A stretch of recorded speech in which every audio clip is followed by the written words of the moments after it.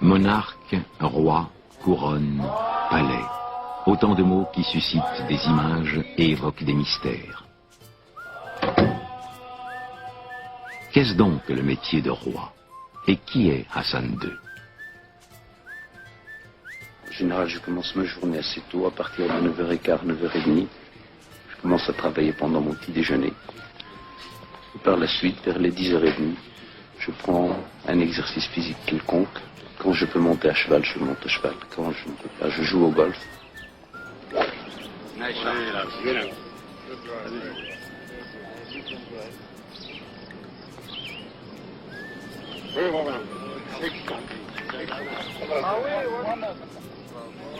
Pendant ce laps de temps, du reste, les choses continuent à se traiter, soit par téléphone, soit par ordre à donner et à recevoir.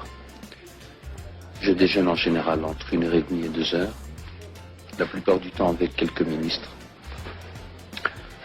Après un repos, je reprends mon travail entre 17h et 17h30. Ce travail n'est pas toujours le même. Il peut aller, comme vous avez pu le constater depuis la présidence d'un conseil des ministres, à une commission interministérielle, à la remise de fonctions, de haut grade dans l'administration civile et militaire.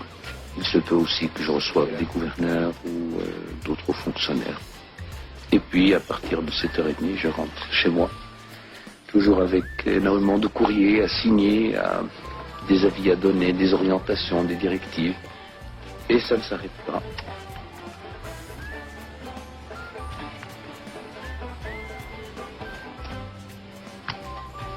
Quel est le personnage du roi Hassan II? Il est certain que ce personnage change beaucoup, tant vu par soi-même, selon les états d'âme et les moments, que vu par les autres. Et même en pleine subjectivité, le sujet ne peut pas être analysé de la même façon ni sous tous les angles. Par exemple, quand je me juge et que je juge mes actes, ça dépend du moment, du cadre, de l'heure de la journée, du travail accompli, des problèmes en suspens, de la façon dont certains ont été résolus. Il est certain que le jugement n'est pas toujours le même. Je pense que tout jugement porté sur ma personne maintenant, dans l'état actuel des choses, dans cette bouilloire qu'est l'humanité, dont on ne sait s'il faut aborder ces problèmes démographiques ou ces problèmes de nutrition, ces problèmes d'équilibre social, ou ces problèmes de paix familiale. Il est certain qu'on voit mal le cheminement que peut faire un petit navire sur cette bouilloire.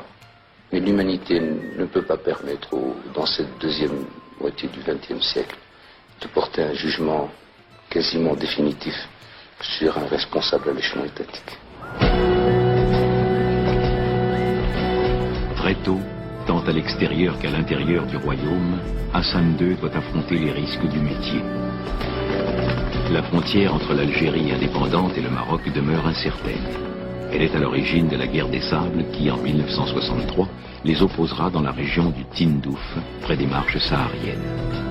Le retrait des troupes marocaines laisse entier le contentieux. En 1965, Mehdi Ben Barka, leader prestigieux de l'opposition marocaine, disparaît à Paris. On pointe du doigt le ministre de l'Intérieur, le général Oufkir, et une crise diplomatique éclate entre Rabat et Paris.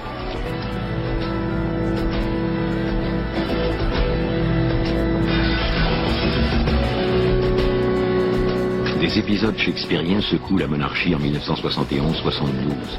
Deux complots, deux putschs militaires visent à supprimer le roi. Lors d'une réception au palais de Skirat en juillet 1971, des conscrits tirent aveuglément sur tout ce qui bouge. Hassan II s'en tire indemne.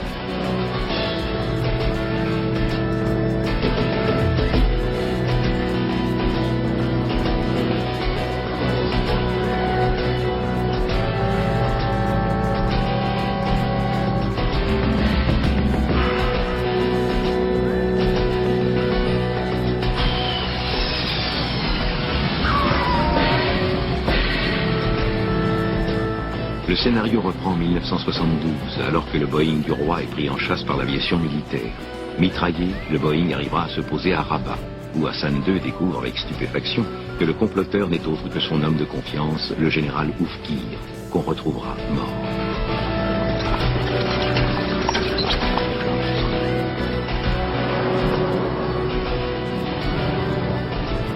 Vous avez été souvent déçu, trompé, trahi même. Vous savez, Comment expliquez-vous ces trahisons?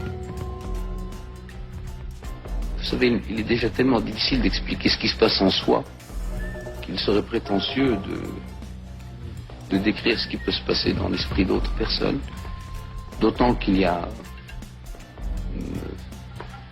certains noms dont je préfère ne pas parler. L'amitié est une chose nécessaire. Un homme qui n'a pas d'amis n'est pas un homme. Et je préfère encore, personnellement, être victime d'une amitié plutôt que d'être l'assassin d'une amitié. Je préfère que... Je ne dis pas que ce soit du masochisme, mais je préfère qu'il soit dit que j'ai été trahi plutôt qu'il soit dit que j'ai trahi une amitié. Je sens personnellement que je ne suis pas moi-même dans un certain nombre d'interviews que j'ai accordées depuis 1 an ou 2 ans. Je ne suis pas moi-même parce que j'ai l'impression, vraie ou fausse, que c'est bien une sorte de curiosité un petit peu morbide, comme celle de ceux qui vont au cirque, pour voir un petit peu de près ce phénomène qui a échappé 2 fois d'une façon miraculeuse à ce que les ordinateurs auraient barré d'un seul coup. J'ai horreur d'être la vedette, j'ai horreur d'être interviewé, j'ai horreur d'être sollicité parce qu'il y a un événement qui amène la curiosité des gens. Étant personnellement très respectueux de la vie des autres, je n'aime pas le côté exhibitionniste. D'autres auraient tout fait au lendemain de ce qui leur est arrivé pour payer les gens et qu'ils viennent le voir. Je peux vous assurer que j'ai été personnellement tellement déçu par certaines presses que je suis prêt à payer pour que personne ne vienne plus me voir. Pensez-vous que le général Oufkir est trempé dans le complot de Skiraf et dans la négative?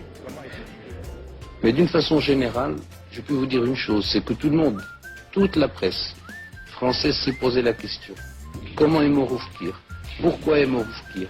Qui a tué Oufkir? Mais aucun d'eux ne s'est posé la question. Comment allait mourir Hassan II? Le roi Hassan II a rejeté le recours en grâce. 15 de ses prisonniers ont été exécutés ce matin à la prison militaire de Kénitra au Maroc. Accusés de subversion, ils avaient été condamnés à la peine capitale en août dernier. 16 condamnations à mort avaient été prononcées. Le 2e procès de Kénitra s'était ouvert en juin dernier.